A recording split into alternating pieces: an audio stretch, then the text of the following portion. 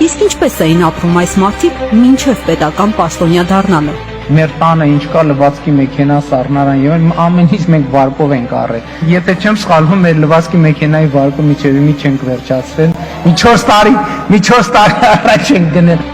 Առավել ծանր էր Արարատ Միրզոյանի դրությունը։ Պարոն վարչապետ, հենց այդ նույն տրամաբանությամբ ես այն օրը գնացի հեռուստացույց վերցնելու, էլ ինձ ապառիկ չտվեցին, հարկադիրը կալանք էր դրել իմ հաշվին։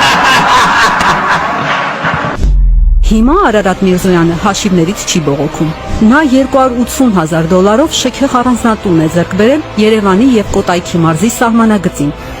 Ընդհանուր շինությունը հողամասով ու ավտոտնակով 1300 քառակուսի մետր է։ Բայց երբ Արարատ Միրզոյանն ընդդիմադիր падգամավոր էր, հեղափոխությունից առաջ ներկայացրած իր հայտարարագրով ուներ ընդամենը 297,000 դրամ։ Միրզոյանից հետ չէ պաշտպանության նախարար Սուրեն Պապիկյանը։ Նա պատերազմից հետո $168,000 բնակարան է ձեռք բերել Արշակունյաց պողոտայում, Յուրեղ էլիտար թաղամասում։ Նախարարի պաշտոն ստանալուց հետո Պապիկյանը տուն է գնել նաև Երազ թաղամասում 86 քառակուսի մետր մակերեսով, արժեքը $69,000։ Ազգային ժողովի նախագահ Ալեն Սիմոնյանը հեղափոխությունից հետո 2019-ին Երևանի կենտրոնում այս շենքում ձեռք է բերել 143 քառակուսի մետր մակերեսով բնակարան միանձնյա սեփականությամբ։ Գինը $292,000։ Իսկ ջրվեժի այս շքեղ առանձնատունը գնել է 2020-ին $140,000։ Հիշեցնենք, Ալեն Սիմոնյանը պաշտոնը ստանձնելիս հայտարարագրել էր այդ ողջ տարվա համար 560,000 դրամի եկամուտ աշխատավարձից։ Ուներ 14 միլիոն դրամ վարկ Mitsubishi ավտոմեքենա, որը հետո կարճ ժամանակ անց դարձավ Range Rover։ Ազգային ժողովի փոխնախագահները նույնպես բողոքելու տեղ չունեն։ Ռուբեն Ռուբինյանը Ավանի կանաչ թաղ կոչվող էլիտար թաղամասում ձեռք է բերել բնակարան $116,000-ով։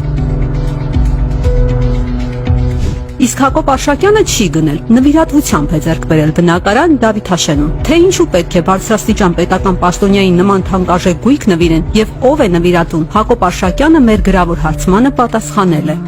Բնակարանը որպես նվիրատվություն ստացել եմ եղբորիցս։ Նաև տեղեկացնում եմ, որ նույն ամսաթվին եղբորս եմ նվիրաբերել մեր ընտանիքին պատկանող Դավթաշեն 2-րդ թաղամասում բնակարանի իմ մասնաբաժինը։ Նվիրատվությունների այս գործարքով եղբորս հետ որոշել ենք փոխանակել մեզ պատկանող գույքը։ Նվերների հարցում առավել բախտավոր է ՔՊ падգամավոր Հռիփսիմե Գրիգորյանը։ 2020-ին պատերազմի տարում նվիրատվություն է ստացել հողամաս եւ ավտոկայանատեղի Երևանի կենտրոնում։ Պարզվում է նվիրատուն Հռիփսիմե Գրիգորյանի ամուսինն է։ Ամուսնուն էլ նվիրատվություն է արել իր տատիկը։ Հիշեցնենք, Հռիփսիմե Գրիգորյանը հեղափոխությունից հետո Ոսաշրջության կոմիտեի նախագահ նշանակվելիս ուներ 179,000 դրամ, 134 եվրո, հաշվետու տարվա աշխատավարձը 1,100,000 դրամ էր։ Տան մակերեսը 50 քառակուսի մետր, եթե դուք համարում եք, որ 50 քառակուսի մետրը դա ճոխ մեծ առանձնատուն է, եկեք նկարեք տեսանյութը ցույց տվեք ձեր հանդիսատեսին, թող ինքը դատի։ Նկարեցինք, ցույց ենք տալիս։ Հրաչյա Հակոբյանի նկարագրած 50 քառակուսի մետրանոց տունն է Ձորախբյուրում։ Ձեռք է բերել 2020-ին։ 2021-ին Ձորախբյուրում ձեռք է բերել եւս մեկ ամառանոց։ ՔՊ падգամավոր Դավիթ Դանիելյանը, երբ կրթության նախարարի օգնական էր նշանակում, ուներ միայն մեկ հողամաս Բյուրեղավանում։ 2020-ին Քանաքերզեյթունում ձեռք է բերել միանգամից 2 բնակարան։ 2021-ին ձեռք է բերել հողամաս Կոտայքի մարզում։ 2022-ին գնել է եւս մեկ բնակարան Քանաքերզեյթունում։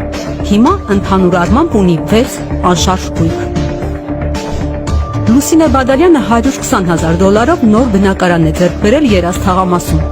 Պաշտոնը ստանձնելիս ուներ Արարատի մարզի Այնթափ համայնքում հողամաս եւ համատեղ սեփականությամբ բնակարան Աջափնյակում։ Դրամական միջոցները կազմում էին տարվա սկզբում 55,000 դրամ, որը տարեվերջին դարձել էր 49,000։ Իդրամի հաշվին ուներ 48,000 դրամ, որը տարեվերջին դարձել էր 4,000։ Ու չմոռանանք, ուներ վարկ 719,000 դրամ։ Արփի Դավոյանը, երբ 2018-ին վարչապետի օգնական նշանակվեց, 3 տեղ վարկ ուներ։ Աշխատավարձը տարեկան կազմում էր 576,000 դրամ։ Վերջին հայտարարագրից իմանում ենք, որ 2021-ին ձեռք է բերել 2011 թվականի Hyundai Magnishi մեքենա։ Նախկին վարկերը մարել է եւ գնել բնակարան $65000 Մեր հարցմանը պատասխանեց. Տունը դեռ պատրաստ չի, եթե թաքնված բան եք փնտրում, ասեմ, որ իզուր։ Նոր բնակարաններ են ձեռք բերել նաև ՔՊ պատգամավորներ Սարգիս Խանդանյանը, Վաղարշակ Հակոբյանը, Վահե Ղալումյանը, Արուսյակ Մանավազյանը եւ այսպես շարունակ։ Պատերազմի տարում, պատերազմող երկրում հեղափոխական նվիրյալները ջանք ու եռանդ չեն խնայում նախընտրական կարգախոսը կյանքի կոչելու, եւ ուրեմն ապագա կա, համենայն դեպս իրենց համար։